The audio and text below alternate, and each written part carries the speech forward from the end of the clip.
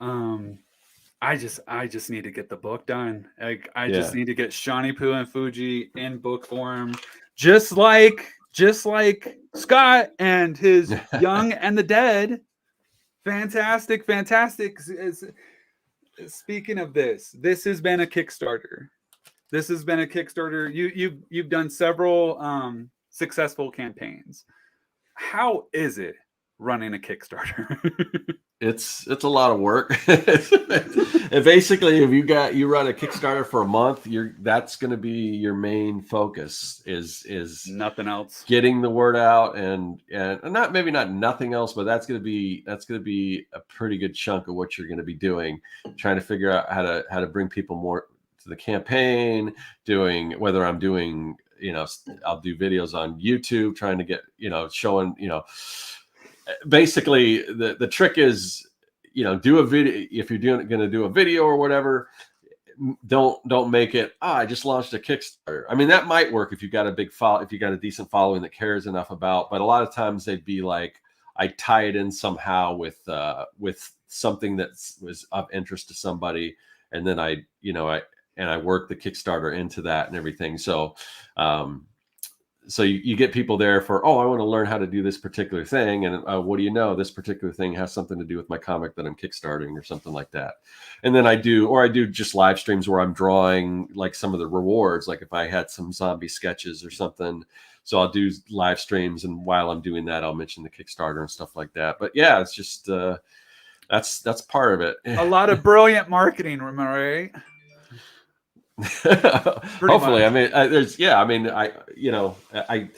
seen, it's with anything. I mean, I've seen a lot more successful Kickstarters than I ran. And I've seen, it really all depends, but I mean, it's definitely what I was doing was at least a step in the right direction. So it did drive people to the campaign. So, and each campaign you want to build more and more. And I had one that it's just weird that, because you never know what's going to happen. Yeah. I had this one weird situation with my second Kickstarter for Young and the Dead.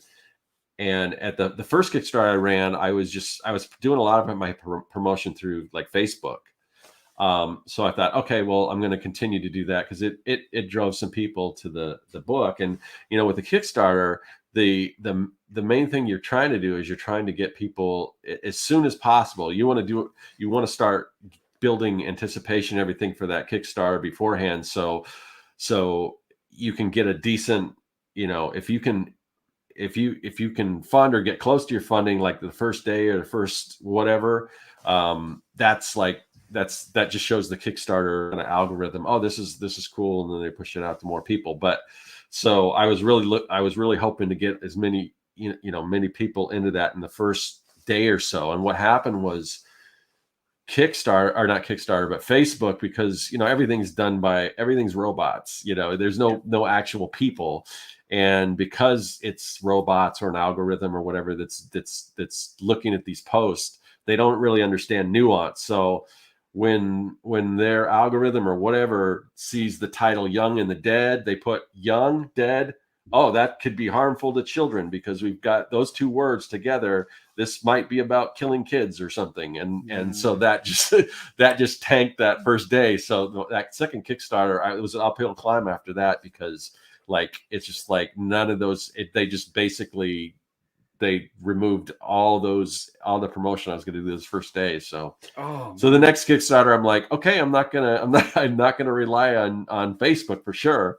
And who knows, YouTube might do the same. You never know. It's just weird. Weird things you would never anticipate to happen, So yeah, it's funny.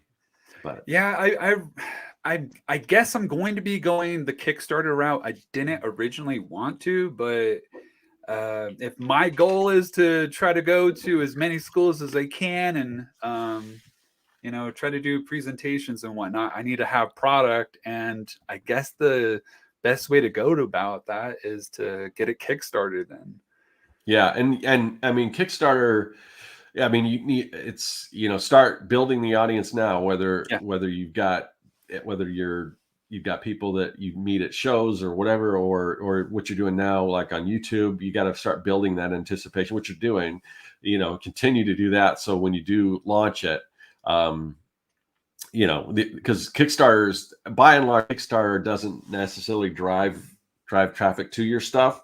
You've got to kind of push the traffic there yourself. So, and that's why, like, the other part of me that was just like, why go the Kickstarter route? The ultimate goal, I mean, is to get this onto Amazon. And wouldn't I rather get all these people there to get all the reviews, and then hopefully that would build up? But at the same time, if I'm trying to do these school tours and whatnot, I'm going to have some sort of product. Otherwise, I'm going to have to sit here and know how much this is going to be pre-ordered or whatever at this stop or whatever. And then I guess order it from Amazon. And I don't know, having to order and then trying to get stuff. I guess I see the benefit of doing a Kickstarter, getting it crowdfunded, getting a whole bunch of books ordered, fulfill the Kickstarter, and then I've got a bunch of books on hand, and I don't have to sit there and I got to keep on ordering more because I ran out or something like that. Right. Yeah, that's definitely. I mean, you mentioned Will Terry before. Are you following he's doing a series now about children's book publishing and stuff. I've been following it. Yes. Yeah. In fact, hang on. Let me. Will Terry, let's give a clap. Will Terry out there, wherever you're at, that guy's phenomenal. Yes. Because of you, I've followed him and I've watched his progression, his adventures. He's now living here in Arizona.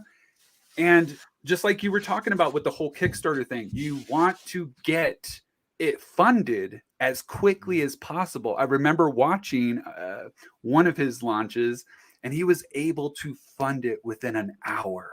Yeah, I mean that's the ultimate goal right there. Yeah, if you can do that. Like let's give Will Terry a good Excelsior. Excelsior.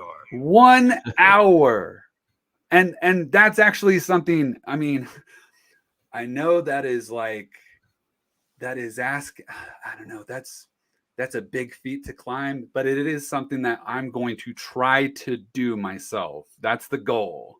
Because I saw what Will Terry did, and just like you're talking about, that's what I'm going to try to do myself. And in fact, I'm struggling with this, Scott. Once I get the book out as far as a Kickstarter, so I go and get it funded and then order the books, get them sent out. Realistically, or in your opinion, when do you think I should put the book up for Amazon? Because I don't think I should just put it up as soon as I fill it. I don't know. Yeah, I mean, I would put it up as soon as you can, but I would wait. I'd let everyone that kickstarted it get it first. They need to get it first because they supported you. So, but I would say after they get it, after everyone gets their books, then I'd start looking at putting it up on Amazon. Okay. Yeah, that's what I was kind of figuring myself, because I was like, man, if I go and put it up before everyone gets it, man, I would be upset myself. Yeah. But I mean, I'm hoping I could do something like this. Is amazing. I don't know how you do the 3D stuff. Yeah, I remember growing up and